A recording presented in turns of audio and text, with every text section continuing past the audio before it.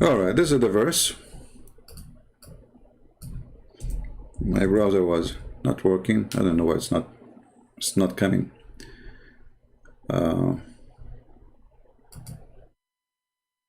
Let's try to refresh.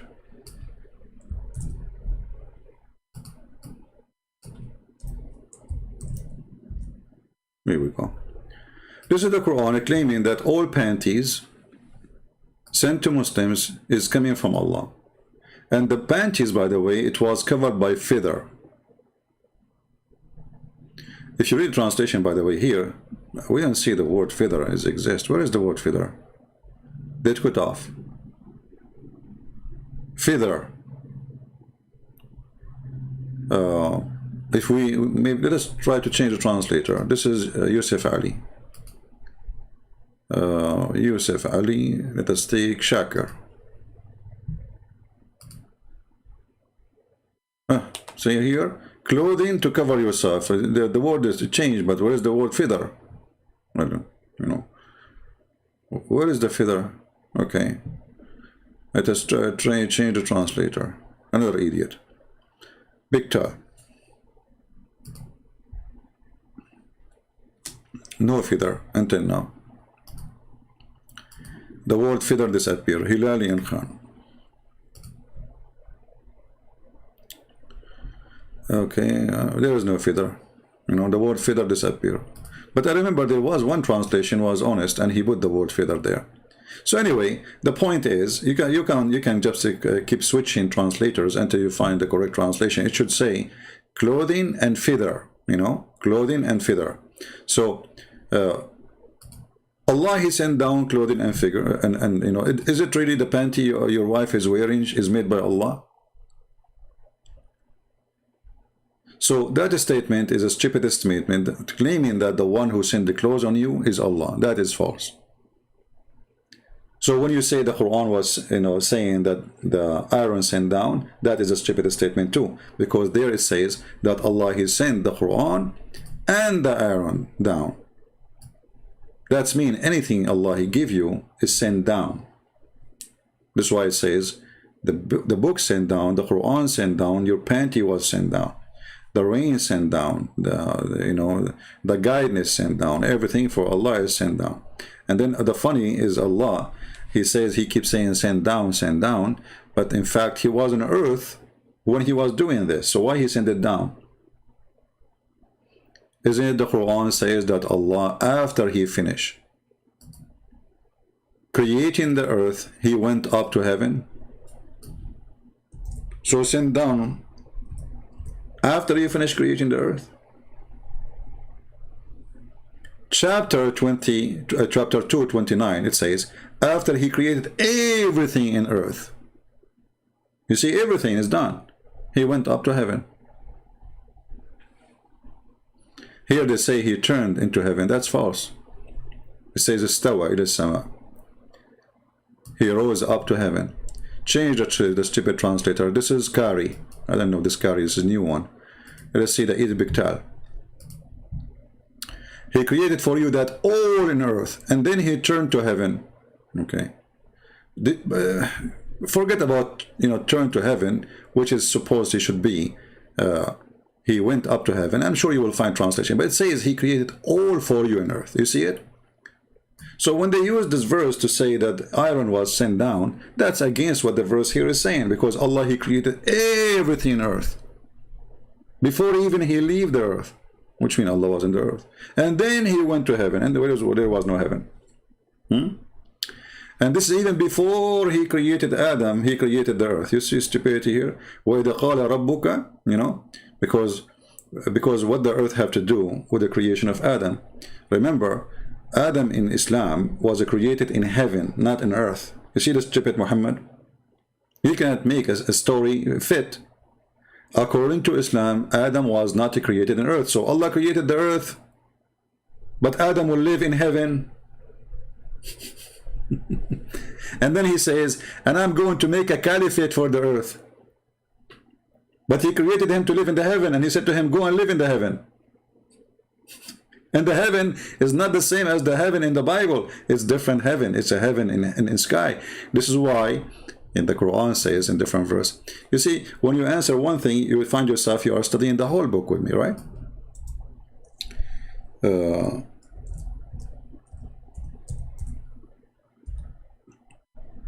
So when Adam and Eve, they misleaded by the devil Allah, Allah says to them, get down, act differently. So when they did commit sin, what Allah He said to them? And look at this false translation. Get down. Where is get down? Here we go. We found it. Get down. See? So Allah created Adam to live in heaven, and heaven is in heaven, which is in the sky. So why He created the earth?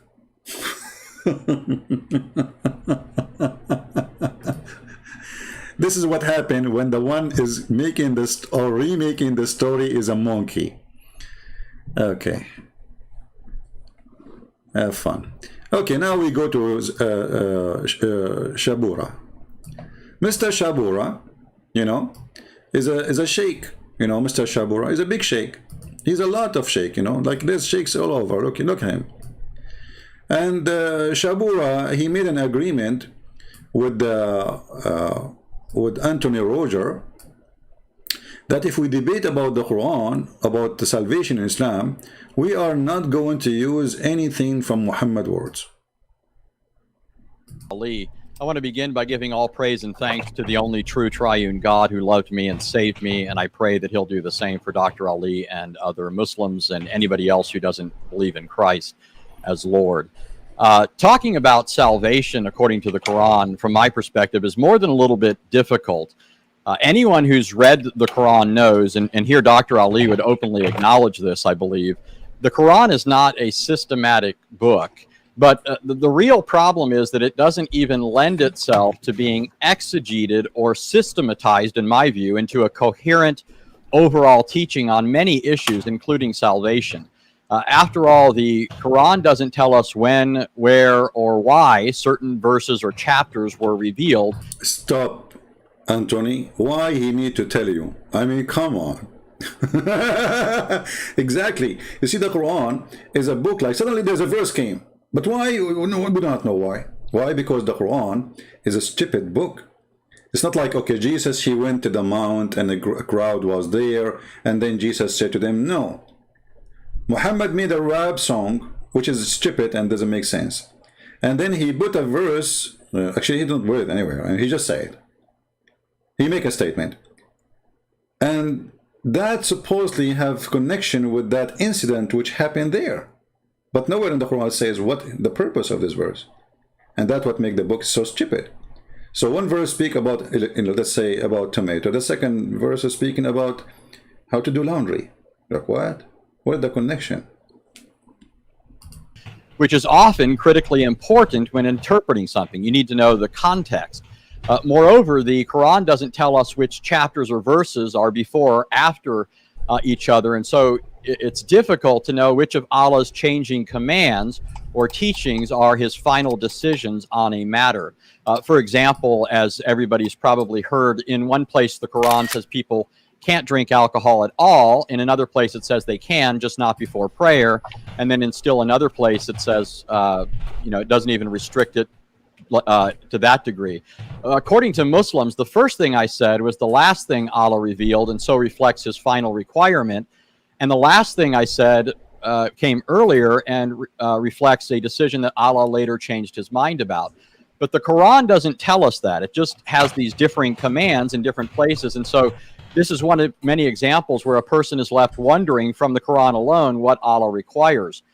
Also, in many cases, when reading through a section of the Quran, it's difficult to tell if it's talking about the same subject from one verse to the next. You can be reading along about one thing and at some point realize that the subject switched somewhere along the way. And when you try and retrace your steps to find out where that switch took place, it's not clear. And so the question becomes, are we supposed to incorporate this intervening material into our understanding of the earlier subject or the later subject? Moreover, as Allah Himself was forced to admit in Surah 3:7, as a result of the promptings of the Christians of Najran, many verses of the Quran are not just difficult to understand, but are so unclear that they can be understood only by Allah, which not only leaves us in the dark about the meaning of some of those statements. Isn't it beautiful that Allah, He made verses only Allah can understand? So beautiful. I love this, Allah. Hey guys, I'm going to give you a verse.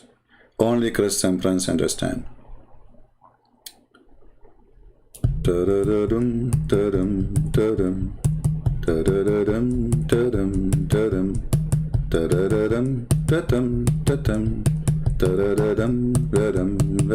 Takbir. Okay, hey Christian Prince, what you just said, I wouldn't understand. Like, what does that mean? Only Christian Prince knows best. Wow, that's deep. That's so good. Who can do that? I mean, only Allah can do that. So it's a book of guidance, and this book of guidance nobody understands save Allah. Oh boy. Statements, but also leaves us wondering what the point is in really revealing verses that don't reveal anything.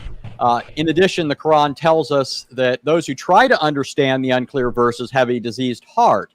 But since the Quran doesn't give us a list of which verses are only known by Allah and which verses can be understood, a person ventures at his own peril to either include or exclude verses from his overall understanding. The point that I'm driving at here is that all of this is inimical to exegesis, and without being able to arrive at a reliable exegetical conclusion about things the Quran says, it's impossible to see how various statements cohere with one another. Stop, for the sake of God. I mean, Shabir Ali right now, he is putting him dead in the basket. He says, what I will say to this guy after what he said. But Shabir Ali, you have an answer for this. But I want to see the part where he says we agreed to have the debate in Quran only as a request of Shabir Ali. Shabir Ali requested to have debate in the Quran only. I don't know which part is that in this. I don't want to play the whole thing. Where it is. To produce an overall doctrine of salvation. What we're left with is trying to decide what salvation is from a book that lacks context, clarity, and coherence. And that on so momentous a matter as one's eternal destiny. Now, one can try to bring in here the biographies, the commentaries, and the traditions to help the Quran out, but this raises several issues, including the fact that if the Quran is Allah's eternal speech, we have to wonder why it needs to be supplemented by these other sources, things that aren't even considered to be Allah's eternal speech. Why does Allah's speech need props and crutches to hold it up? Secondly, the Hadith would bring in a whole host of other problems besides the ones I've already mentioned, not only with respect to the interpretation of the Quran, but specifically with respect to how people are saved. For example, according to the Hadith, one of the things Allah will do to save Muslims is by placing their sins on Jews and Christians to suffer hell in their place. Now, Shabir and I have agreed to debate simply the Quran alone, and so I'm just bringing this. You see? So in the minute 24:45, Shabir and I agreed to debate the Quran alone. So why Shabir he don't want to debate what his prophet said with the Quran? I mean, isn't it Islam is based in what Muhammad said? Isn't it the Quran itself is a hadith? Hadith is mean a speech. So even the Quran called the Quran a hadith. And Muhammad, God supposedly, claimed that the Quran is the best of the hadith, which means the best of his speeches.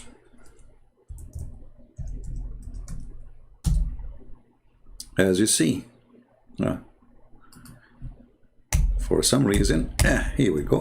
Come on, come on, come on, come on. I will keep hit you until you work. Okay, now it worked. All right. So Quran is the best of the hadith. Who is the best to tell hadith more than Allah? Read it. You see it? وَمَنْ أَصْدَقَ مِنَ اللَّهِ حَدِيثًا. Who is better than Allah to tell hadith? Chapter 4, verse number 87. Huh? So the Quran is a hadith.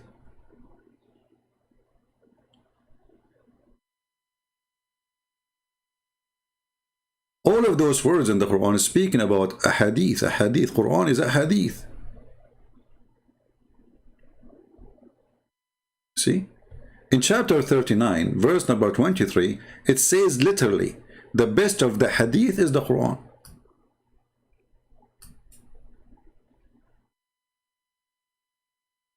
You see here it says, sorry, they translate the word hadith as a statement.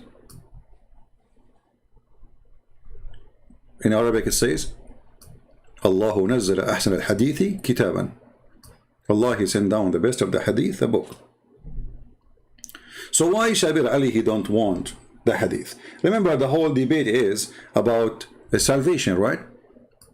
Salvation in Islam. Okay. And you know, Shabir Ali, he made a long speech trying to explain to us that in Islam there is salvation. And the funny that Shabir Ali, he was quoting the Pope, but he don't want to quote the Prophet. And can you believe it? A Muslim sheikh, he quote the Pope, he quote writers, authors, but he don't want to quote his Prophet. I thought you want to debate Quran only. Okay, Shabura, go ahead. Works. Thus, the Quran often couples faith and works as the twin criteria of salvation. This is the first lie, and Shabir Ali, he know that this is a big lie. Let us go, and this is just to show you why Shabir Ali, he don't want the hadith. Because hadith will destroy all his lies. And I say the word lie, not as an insult, but this is a normal practice for a Muslim. You cannot be a real Muslim unless you lie. As you know, Islam without lies dies. So read with me carefully. When Muhammad, he said,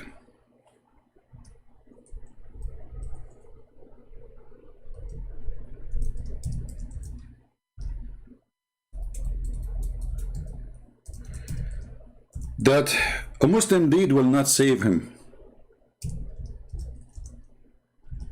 So what will save him? Muhammad explained.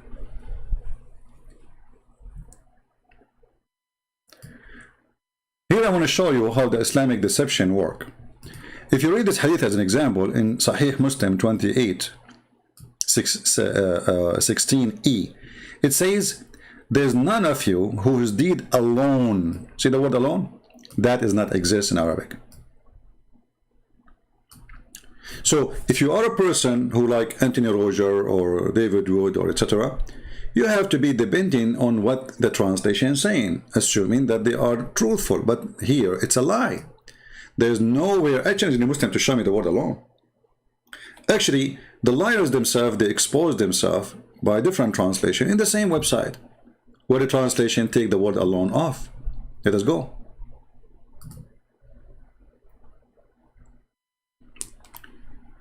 Abu Hurairah reported the messenger saying, none of you will be rescued by his work. Where is the word alone?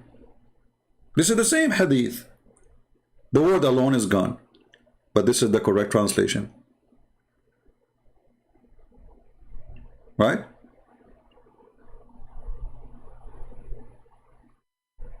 So his work alone does not exist. His work will not rescue. What about faith? Will not rescue. We just heard Shabir Ali saying that you have two things to say to earn salvation in Islam, which is your deeds and your faith, right? We just heard him. I don't know if you have a bad memory. We can play it again. Your faith and your deeds. And then you go and you read what Muhammad explained. Who is better to understand Islam? Ashabura, Zakura, Zuzu, Tutu, Fufu, Zuzu, Muhammad, Mimi, or Muhammad the Prophet? Here you see how Muslims, they are ashamed of their Prophet, and this is why they say we are Quran only, because this is really crazy. So all those things Muhammad, he said in the past, it's stupid. Those who do these, they will go to heaven, and gardens and river underneath of them. What is a river? Is that a diarrhea? Or virgin, blah, blah, blah. This hadith destroy everything. And this is Sahih, as you see, this is Bukhari and Muslim. This is very authentic. So your deed will never save you, and your faith will not ever save you. Because what? What will save you? Unless Allah, he cover me with his mercy, it's a luck. Actually, I'm going to use I don't know if you heard me. I was taking selfie of a Muslim who posted something. When we said that why Allah created earth for Adam if Adam is going to live in heaven. Look what this Muslim he said. Thank you, Mr. Gartin. I think, Adam, are you Indonesian, my friend? You are welcome here. I love Indonesian people.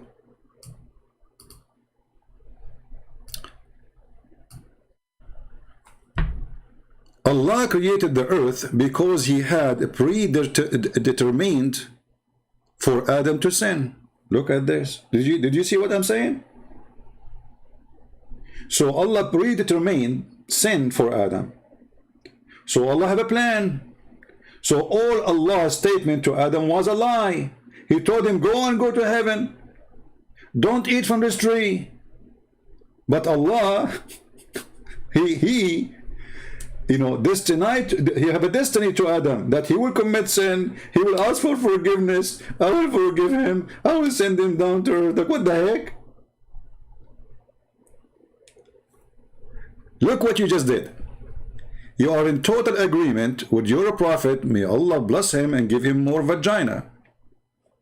Because remember, Muhammad, he says he will have the power of 100 men, 100 men of people of heaven in sex. And those 100 men, each one of them have the power of 40 men in earth. The total 4,000 men of sex. So imagine how much Muhammad he need women, man. Well, we lined up like long line from here to California. I mean, do you know what is California? Long line of women. And Muhammad is doing like boom, boom, boom, boom, boom, boom, boom.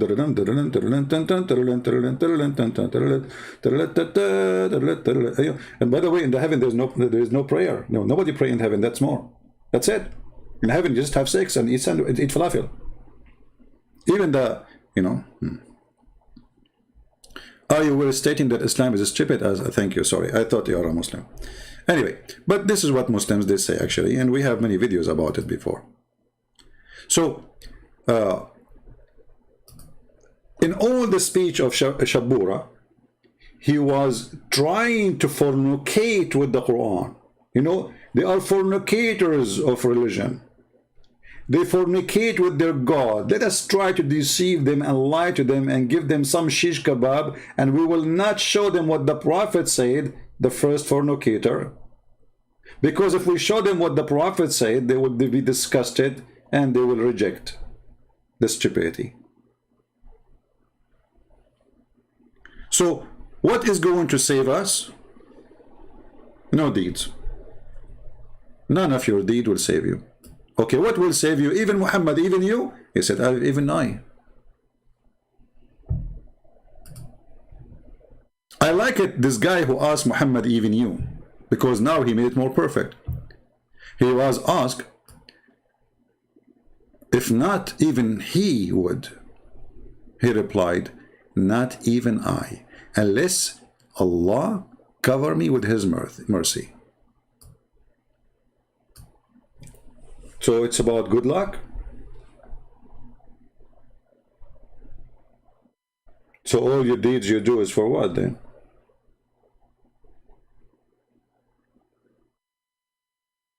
And then Muhammad, he noticed that he's being stupid. Now he said, but keep the straight path, keep the straight. So you just told them all those deeds are a lie. You just told them that prayer is a lie.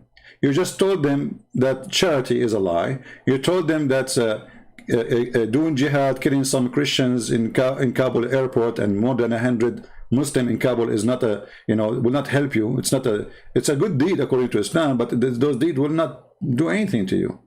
So all the promise he made himself is a lie.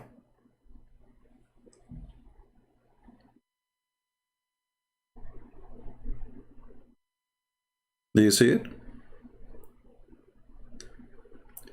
So when Shabir Ali was explaining, and he made it clear to Anthony Roger, now listen, we will debate, but don't quote for me what the Prophet said, because one quotation from what the so-called the Prophet Muhammad, all my debate is conquered, and already we did.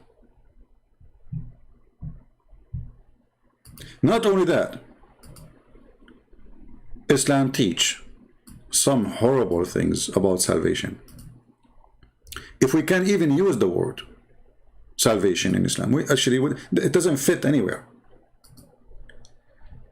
We mentioned to you before many stories. When Allah, He created the human being. See, I said I'm going to go live for a short time because my throat is hurting, but the Lord is helping me with the pain. So I'm not feeling really any pain now. So according to Muhammad, when Allah, He created a baby, and when the baby, he stay in the mother of his in the belly of his mother for 40 days as a sperm. I mean, look at this guy, genius, Dr. Muhammad. Dr. Muhammad, where you learned that a human being is gathered in the form of a semen in the womb of his mother for 40 days? Where do you get this science from? The only one who can answer such a tough question is Dr. Zakir Naik, Zakura, you know. But that's it. The Prophet, he mentioned 40 years ago that a semen, he'd go together in the womb of the mother for 40 days. Zakir, but semen don't live more than 5 days maximum. Listen, Prince, my name is Dr. Zakir Naik, and I know about medicine, and you're ignorant. Okay, Zakir Naik, I understand, you are a Dr. Zakir Naik, no problem. Even your last name is the F word in Arabic, but this is not the problem now. So, but science says, I mean, all books, all scientists, all doctors agree that semen can live for 5 days.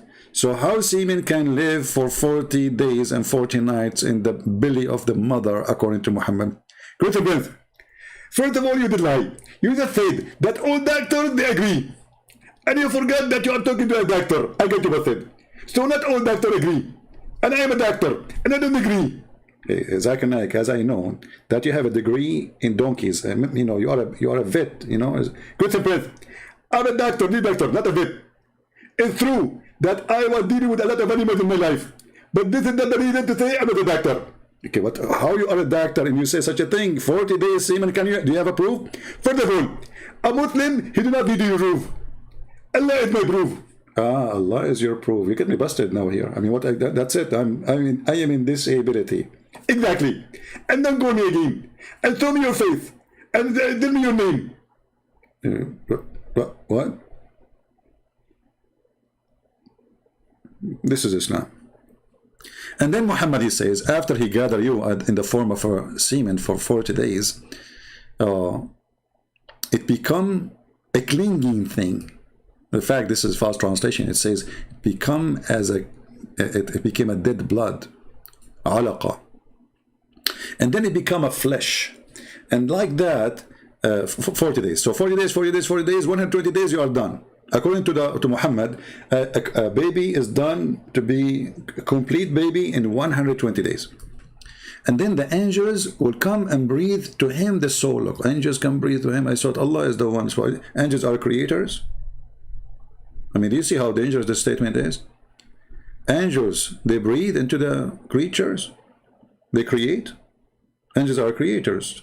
Based on this, angels are creators, because who give life? The angels. Read it. Another stupid statement from the man who called himself a prophet. Actually, you know what? This reminds me when Aisha, she said, you, the one who claimed to be a prophet, can you believe it? The wife of Muhammad saying such a thing? You might say I am making things up. Aisha, she never said that. She did. أنت الذي تزعم أنك رسول الله. أنت الذي تزعم أنك نبي. You, the one who claim to be a messenger of Allah. Aisha, she got him busted. And if you are a person watching Muhammad,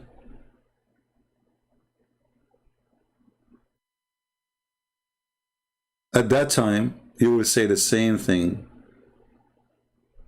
to Muhammad.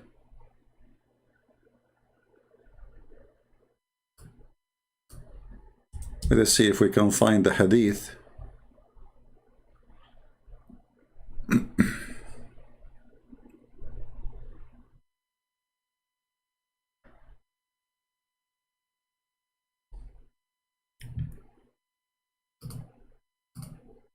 In English. Until now we have no luck. I don't think we will find it.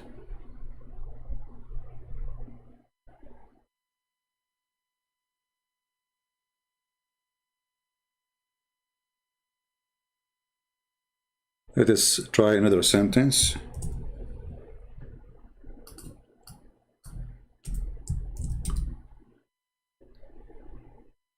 Yeah, I think it's here. Let's see, maybe here. No. No. Anyway, I'm going to post a link. It's going to show you all the hadith and all the reference. You know? And the Muslim for sure, they will say to you, this is a weak hadith, blah, blah, blah, blah, blah, blah, blah, blah, blah. You know, okay.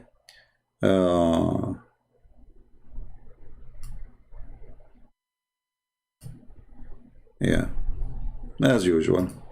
Let me shorten the link.